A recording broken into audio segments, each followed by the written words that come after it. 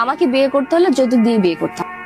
ইলা ইসলামকে বিয়ে করতে হলে যৌতুক হিসাবে দিতে হবে 10 লক্ষ টাকা। আমি প্রথম যেদিন তোমাকে অফিসে দেখলাম প্রেমে পড়ে গেছি।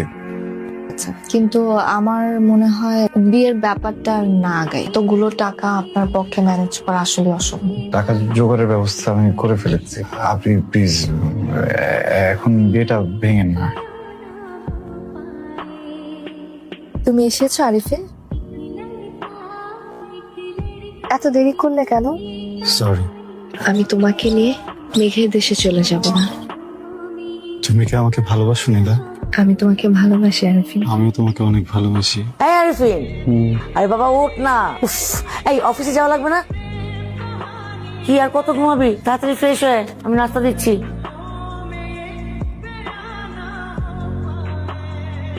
তো ব্যাপারটা কি বলতো? তুই বিয়ে শাদী আসলেই করি না? আমি ওদেরকে কি বলবো? কাদেরকে বাবা? তোর চাচাকে। তাদেরকে যা বলার আমি তো বলছি। আমরা যে সমাজে বসবাস করি সেখানে কেউ কাউকে যৌতুক দেয় না, এ পক্ষ ছেলেকে গিফট করে। এটাতে আমার আপত্তি বাবা, আমি এটার প্রতিবাদ জান। আর প্রতিবাদ স্বরূপ আমি যৌতুক দিব না, যৌতুক নিব।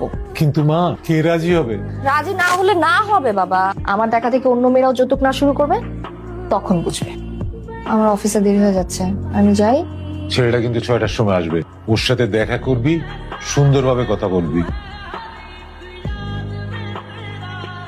আসসালামু আলাইকুম ম্যাডাম। ওয়ালাইকুম আসসালাম। আপনাকে কতবার বলেছি অফিসের এটিকেট মেনটেন করতে? আপনার কোড আর আইডি কার্ড কোথায়? Sorry madam. আপনার না সরি আর বলতে হবে না। আপনি যদি next time dress code maintain না করেন, আপনার চাকরি কিন্তু আমি খেয়ে দিব। তুমি যাও, get out, get out, just get.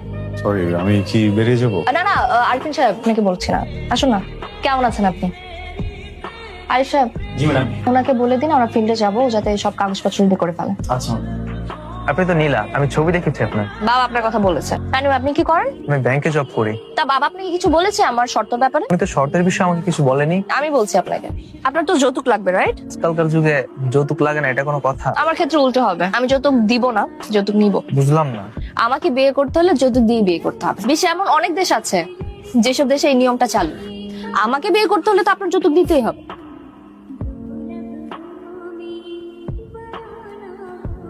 তোকে যে হোয়াটসঅ্যাপে কিছু ছবি পাঠিয়েছি দেখেছিস? না। এখনই দেখ, দেখে আমাকে জানা কোনটা পছন্দ। আচ্ছা।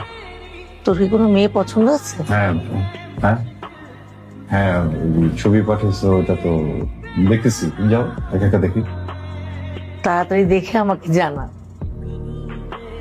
আর এটা হচ্ছে আমাদের খামার বাড়ি, আর এটা হচ্ছে পুকুর বাড়ি আমাদের। একটা মিনিট মোহনা, আরিফিন সাহেব তো আমাদের গেস্ট, ওনার জন্য খাবার ব্যবস্থা করেনি? ব্যবস্থা করেছি, আপনারা একটু বসুন, আমি যাবো আর আসবো।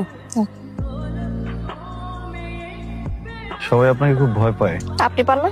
না না, আমি আন্ডারে কাজ করলে আপনিও পেতেন, দৌড়ের উপরে থাকতেন। অ্যাটলিস্ট কাছাকাছি তো থাকা হতো। কি বললেন? না কিছু না, ডাব আমার খুব খুব পছন্দ। যেটা বলছিলাম আর কি, ডাব আমার খুব পছন্দ। গ্রামের বাড়ি গেলে প্রত্যেকদিনই খাওয়া হতো। ইনফ্যাক্ট আমার গ্রামের বাড়ি খুব পছন্দ। গ্রামে গেলে খালি পায়ে হাঁটা যায়। ছোটবেলা তো আমি বৃষ্টির শব্দ ছাড়া একদম ঘুমাতে পারতাম না। আর ওই যে বললাম না খালি পায়ে হাঁটার কথা, আমি এখনো যখন অফ ডে পাই রমনায় হাঁটতে চলে যাই। আগে আমি আর মা যেতাম, এখন তো আর মা নেই, তাই একাই যাই। সমস্যা নেই, আমার মাকে আপনি নিজের মা ভাবতে পারেন। এমনি বলেছি। থ্যাংক ইউ বলার জন্য। চলেন হাঁটি। এক মিনিট। হ্যালো, কাজও ঠিক মতো হয় না, এত বড় ভুল কিভাবে করলা তোমরা? সেটা তুমি ঠিক আছেন? হ্যাঁ হ্যাঁ সরি, আমি আসলে ধাক্কাটা না দিলে আরো বাজে কিছু হইতো। ওঠেন। আপনি আপনি একটু ধরেন, আমাকে একটু ধরেন। আঙ্কেল, আমি তাহলে আজকে আসি। এখনই যাবে কি? আর একটু বসো। তুমি আর সারাদিন যা কষ্ট করেছো না, আমার মেয়েটা খুব অস্থির। ও যদি মাথা ঠান্ডা করে চলতে পারতো না, তাহলে জীবনে আরো অনেক কিছু করতে পারত। ম্যাডাম কিন্তু অনেক ভালো মানুষ। তুমি কি তার নিচের পদে চাকরি করো না? জি না, উনি এক্সিকিউশন পার্টে, আমি অ্যাকাউন্টেন্ট। ও আচ্ছা। তোমার ফ্যামিলিতে আর কে কে আছেন? খুবই ছোট একটা পরিবার, আমার মা, আমি, ছোট বোন।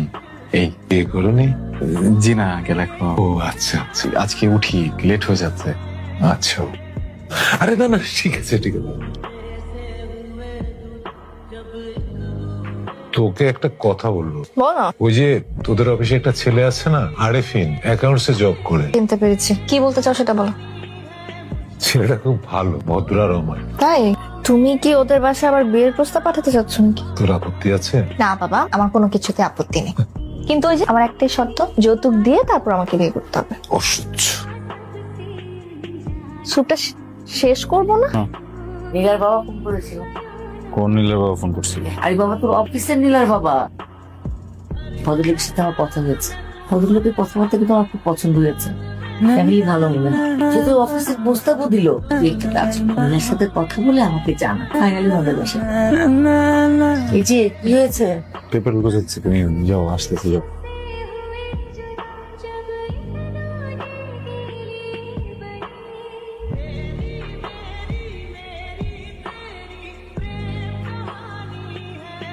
অফিসিয়ালি মিটিং সারবেন নাকি? বসুন।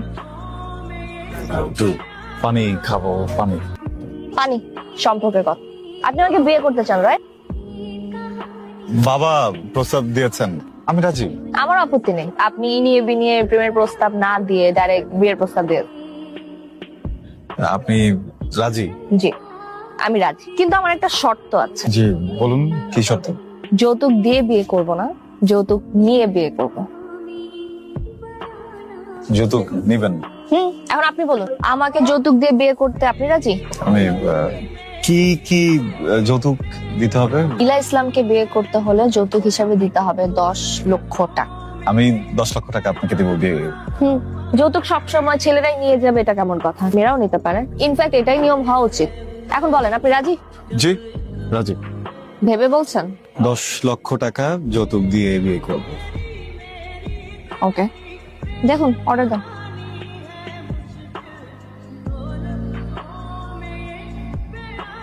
এটা কেমন কথা? যৌতুক দিয়ে আমার ছেলেকে বিয়ে করাতে হবে? দরকার নেই বাবা, আমার এমন মেয়ে। আমার ছেলেকে পানিতে পড়ে গেছে। মা তাহলে কি আমরা না করে দিব? দরকার হলে তাই দিব। না করে কি তোমার ছেলের কাছে একবার জিজ্ঞেস করে নাও। ওকে আবার কি জিজ্ঞেস করবো? আরিফে, তুই কি যৌতুক দিয়ে বিয়ে করবি? না, তোমরা যেটা ভালো মনে করো। তুই এরকম মিনমিন করে কথা বলতেছিস কেন? আরে মা বুঝতে পারতেছো না কেন? ভাইয়া তো রাজি। এখন আমি কি করি? বিয়ের আগে যে মেয়ে যৌতুক দাবি করছে সে জানি বাসায় এসে আরো কত কিছু চায়। না মা, ভাইয়ার কাছ থেকে নীলাপুর ব্যাপারে যতটুকু শুনছি, থাকে না যে নারীবাদী, নীলাপা ওই টাইপের আর কি। যেরকম ছেলেরা হচ্ছে মেয়েদের কাছ থেকে যৌতুক নিত, ওইটার প্রতিবাদ নেওয়ার জন্য হচ্ছে নীলাপা এখন যৌতুকের কথা বলছে। 10 লাখ টাকা, এটা কি মুখে কথা? বিয়েটা যে করতেই হবে জীবনে, এটা তো আসলে কোথাও লেখা নেই, তাই না? দেখো যেটা ভালো মনে করো তোমরা, সমস্যা নেই। মা, ভাইয়া আমাকে পছন্দ করে, বুঝতেছো না? আর কোনো মেয়ের দিকে তাকায় না। ভাইয়া যদি ম্যানেজ করতে পারে, তুমি আর আপত্তি করো না, রাজি হয়ে যাও। আচ্ছা ঠিক আছে, আমি রাজি। যৌতুক দিয়ে না হয় বউ ঘরে আনবো। 10 লাখ টাকা কোত্থেকে জোগাড় করবি? ছেলে পক্ষ রাজি হয়েছে এত টাকা দিতে? এত টাকা কোথায় দেখলে তুমি বাবা? বলিস কি, 10 লক্ষ, সে তো অনেক টাকা। ওরা তো রাজি হয়েছে, ওরা রাজি হলে তো আমার কোনো সমস্যা নেই। আমি আগেও যেটা বলেছি এখনো তাই বলছি, যৌতুক ছাড়া আমি বিয়ে করবো না, এটাতে কোনো মাপ নেই। এত কষ্ট করে আমি একটা ভালো ছেলেকে জোগাড় করলাম, আর এখন তুই তাকে যা তা শর্ত দিয়ে দিচ্ছিস।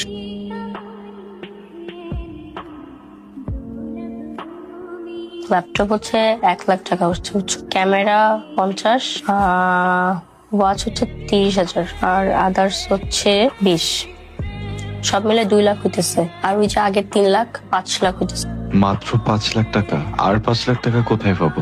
বাবা আরেফিনেরা ফোন দিয়েছিল, ঘড়ি, ল্যাপটপ সবই তো বিক্রি করে দিচ্ছি। এটাই তো স্বাভাবিক বাবা, আমাদের দেশের কন্যা দায়গ্রস্ত পিতারা শুধু ঘড়ি আর ল্যাপটপ না, মেয়েদের যৌতুকের জন্য থাকার ঘরটা পর্যন্ত বিক্রি করে থাকেন। আমি দায়ী করছি সমাজ ব্যবস্থাকে। আজকে যখন আমি যৌতুক নিয়ে বিয়ে করবো না, দেখবে আমার দেখা দেখি কালকে আরো মেয়েরা এটা করবে। আর এই যে আমাদের সমাজে যে পুরুষরা, এখন তাদের কানে পানি ঢুকবে। যৌতুক প্রথার এই সিস্টেমটা চেঞ্জ হওয়া উচিত। তোর কথা শুনে না মাথাটা একদম ধরে যাচ্ছে। ছেলেটা অসুস্থ হয়েছে, পারলে একবার দেখে আসিস। মা দেখো কে আসছে। কে এসছে? আমি নীলা ইসলাম। এসো ভেতরে এসো। আরিফিন সাহেব এখন কেমন আছেন? ও শুয়ে আছে। পরিমা, ওকে নিয়ে আরিফিনের রুমে যা। এসো মা। ভাইয়া দেখ কে আসছে। ও আপু, তুমি বসো। কেমন আছেন? জি ভালো, আপনি? আমি আসলে কি বলবো, আমি খুবই দুঃখিত। আমার জন্য আজকে আপনার এই অবস্থা। আপনি এইভাবে কেন বলতেছেন? আপনার কোনো দোষ নেই তো। ইনফ্যাক্ট কারোরই কোনো দোষ নাই, আমার ভাগ্যে ছিল। না, তারপরও আপনার আসলে খুব কষ্ট হয়ে গেছে, কিন্তু আমার মনে হয় বিয়ের ব্যাপারটা আর না আগাই, কারণ এতগুলো টাকা আপনার পক্ষে ম্যানেজ করা আসলে অসম্ভব। টাকা জোগাড়ের ব্যবস্থা আমি করে ফেলেছি। আপনি প্লিজ এখন বিয়েটা ভেঙেন না। ভাই কেমন আছেন? শাফিজ ভাই কেমন আছেন? প্লিজ বসেন না, কিছু বলবেন? হ্যাঁ, আপনাদের বিয়ের আয়োজনটা তো একদম মাঝপথে থমকে গেল।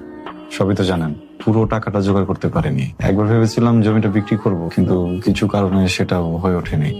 আমি আপনাকে একটু হেল্প করতে চাই, 5 লাখ টাকা ঋণের ব্যবস্থা করে দিতে পারি। আসলে আমার কাছে টাকাটা নেই, একটা সমিতি লাখে 2000 টাকা ইন্টারেস্টে টাকা দিচ্ছে। গ্রান্টার হয়ে তাদের কাছ থেকে টাকাটা নিয়ে আপনাকে দিতে পারি। শাফিজ ভাই থ্যাংক ইউ। ভাই প্লিজ আপনি একটু কথা বলেন, মানে যত দ্রুত সম্ভব। আমি সব ডকুমেন্টস দিচ্ছি, কোনো প্রবলেম নেই। Most welcome. আমি প্রথম যেদিন তোমাকে অফিসে দেখলাম, প্রেমে পড়ে গেছি। প্রায় প্রায় স্বপ্ন দেখতাম তোমাকে নিয়ে বিভিন্ন জায়গায় ঘুরছি, প্রেম করছি, ভালোবাসার কথা বলছি। আমি অনেকবার তোমাকে বলার চেষ্টা করেছি, বোঝাবার চেষ্টা করেছি আমি তোমাকে কতটা ভালোবাসি। দেখো ফাইনালি ওই দিনটা চলেই আসলো। নীলা, তুমি যে টাকাটার কথা বলেছিলে এখানে পুরোটাই আছে। টাকাটা জোগাড় করতে খুব কষ্ট হয়েছে না তোমার? কিন্তু চিন্তা করো, কন্যা দায়গ্রস্ত পিতারা কত কষ্ট করে টাকাটা জোগাড় করে, কত কষ্ট করে টাকাটা জোগাড় করে তার মেয়েদেরকে বিয়ে দেয়। তোমাকে একটা কথা বলতে চাই।